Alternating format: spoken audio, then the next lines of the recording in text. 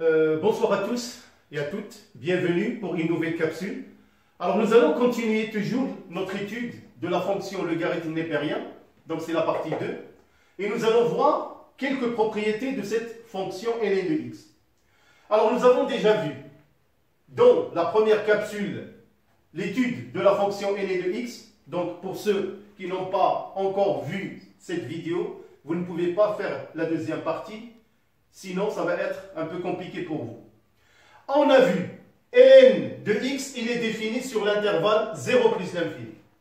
Alors quelques propriétés, soit a positif strictement et b strictement positif de réel. Alors a égale à b, on peut déduire, donc a égale à b est équivalent à ln de a égale ln de b.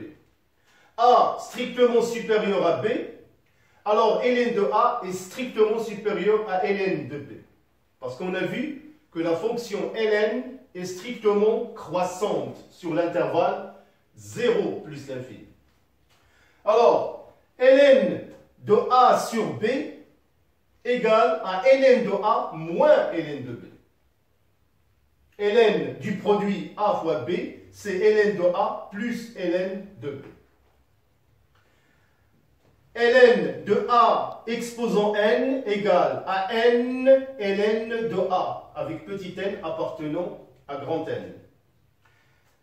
Ln de l'exponentielle de e, de l'exponentielle x, égale à l'exponentielle de ln de x égale à x.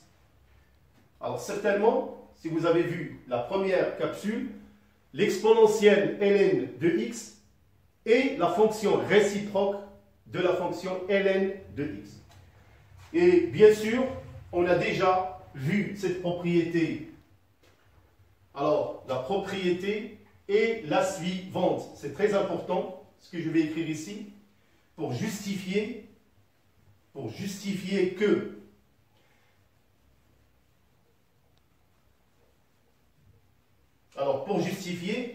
ln de exponentielle x égale à exponentielle de ln de x égale à x. Alors j'ai utilisé seulement la propriété des fonctions réciproques. F rang f-1 de x égale à f-1 rang f de x égale à x. C'est très important. Donc voilà, c'est ce que j'ai utilisé comme propriété pour expliquer, bien sûr, cette égalité. Alors maintenant, on a y égale ln de x. Bien sûr, y. Alors il faut que x soit strictement positif. C'est très important. Alors y égale ln de x. Automatiquement, on peut déduire x égale exponentielle de y. Alors ln de x exposant n égale à n valeur absolue de x, c'est-à-dire en général. Alors, quelques limites essentielles, c'est très important comme limite. Alors, limite, quand x tend vers 0 plus de x à la puissance n, ln de x égale à 0.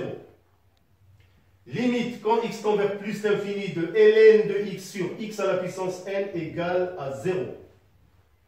Là, comme je vous ai dit, x est toujours supérieur à ln de x. Retenez-la. X est toujours supérieur à ln de x. Alors, limite quand x tend vers 1 de ln de x sur x moins 1 égale à 1. C'est une limite IGL. Limite quand x tend vers 0 de ln de x plus 1 sur x égale à 1. Alors maintenant, on va voir un paragraphe où la fonction ln de x est donnée sous forme d'une fonction ln de u de x. Donc, comment on va établir les propriétés de cette fonction?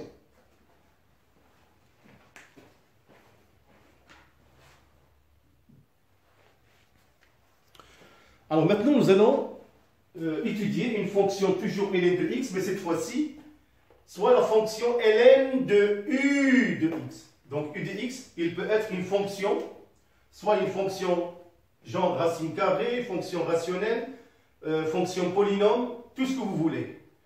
Alors, cette fonction ln de ux égale à petite f de x. Alors, son domaine de définition, x appartenant à df équivalent tout simplement à vérifier que la fonction u de x est strictement positive. Donc là, il faut faire très attention et vous aurez affaire, bien sûr, à déterminer le signe soit d'un polynôme ou bien soit d'une fonction rationnelle. C'est à vous, bien sûr, de connaître déjà les règles de base que nous allons voir comme rappel quand on va aborder la série des exercices. Alors maintenant, on va calculer calcul de limite.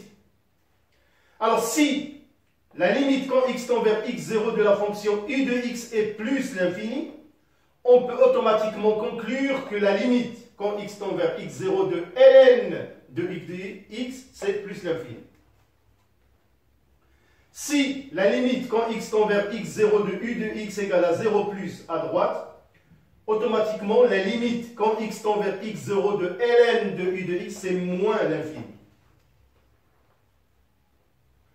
Si limite quand x tend vers x0 de u de x égale à plus l'infini, automatiquement la limite quand x tend vers x0 de ln de u de x sur u de x est 0. Alors continuons. Si la limite quand x tend vers x0 de u de x égale à 0 à droite, alors limite quand x tend vers x0 de u de x exposant n de ln de u de x est bien égale à 0.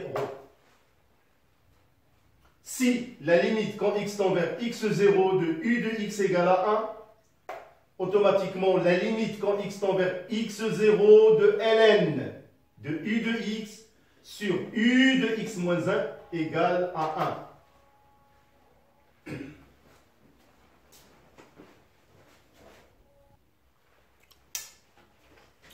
Alors, comme j'ai dit, si la limite quand x tend vers x0 de u de x égale à 1, alors la limite quand x tend vers x0 de ln de u de x sur u de x moins 1, c'est bien égal à 1.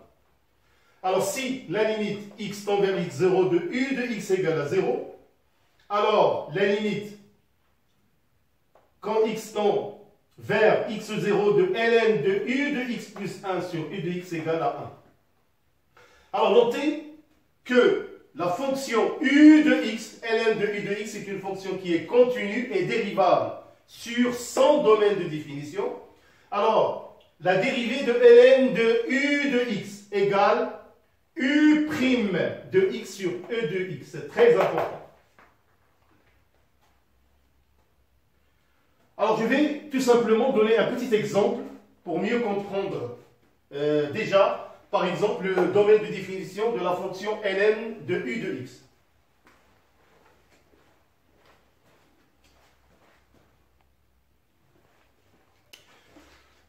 Alors, nous allons faire une petite application, juste pour voir comment, bien sûr, utiliser et appliquer les relations qu'on a évoquées.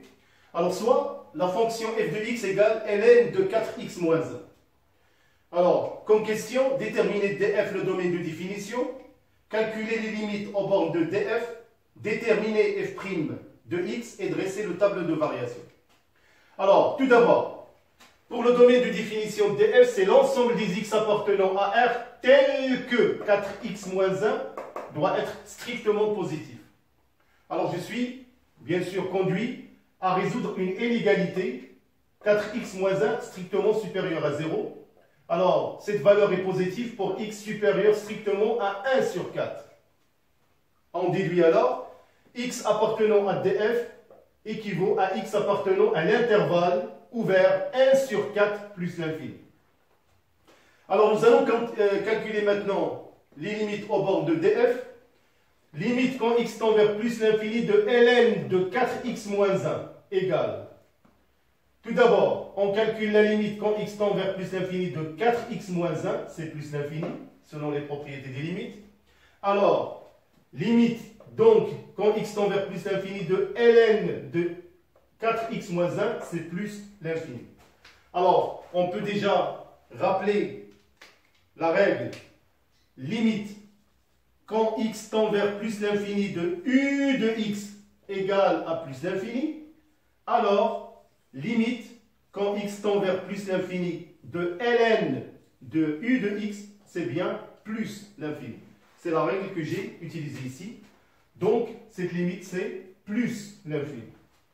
Alors maintenant, la deuxième limite. Limite quand x tend vers 1 sur 4 à droite de ln de 4x moins 1. Alors, on va trouver que cette limite va être égale à moins l'infini. Comment on va procéder? On calcule la limite quand x tend vers 1 sur 4 à droite de 4x moins 1, on va trouver 0, mais c'est 0 plus. Et on va déduire que cette limite x tend vers 1 sur 4 de ln de 4x moins 1, c'est moins l'infini. Alors là, j'ai tenu un peu à faire un petit rappel parce que c'est très important. Alors, tout d'abord, il faut connaître le signe de ax plus b. Alors, ax plus b égale à 0 implique x égale à moins b sur a. Là, j'ai dressé le tableau de signes. Ax plus b s'annule pour x égale à moins b sur a. Alors, à droite, c'est le signe de a et à gauche, c'est le signe de moins a. Alors, pour 4x moins 1, qui ressemble bien sûr à ax plus b, alors 4x moins 1 s'annule pour 1 sur 4. Alors, à droite de 1 sur 4, on a a égale à 4, c'est plus, donc c'est positif. Et à gauche, c'est moins. Alors, limite quand x tend vers... Voilà la limite que j'ai utilisée. Si limite quand x tend vers x0 de u de x égale à 0 plus, alors automatiquement, la limite quand x tend vers x0 de ln de u de x, c'est moins l'infini. C'est tout ce que j'ai appliqué dans cette partie-là. Donc, limite quand x tend vers 1 sur 4 à droite, c'est bien moins l'infini.